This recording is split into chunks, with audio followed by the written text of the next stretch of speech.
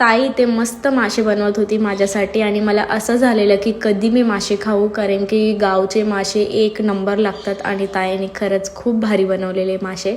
नंतर आम्ही सर्व जेवण करायला बसलो आणि दुसऱ्या दिवशी वेळ आली निघायची आणि मला बिलकुल जावं असं नव्हतं वाटत सगळ्यांना सोडून, आणि सगळ्यांनी खरंच खूप जास्त जीव लावला. ताई ते माझी ओटी वगैरे भरत होती आणि माझ्या भावांनी माझ्यासाठी मस्त साडी आणलेली आणि मला कमेंट करून सांगा कशी आहे साडी.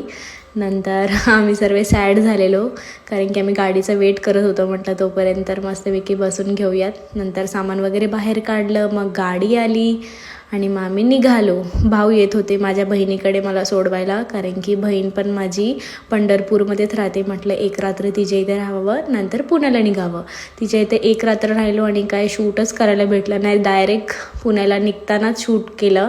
नंतर मग बस भेटली आम्हाला आणि क्रिशा बसमध्येच झोपून गेली आणि प्रवास खरंच छान झाला आणि खूप जास्त लेट झालेली बस.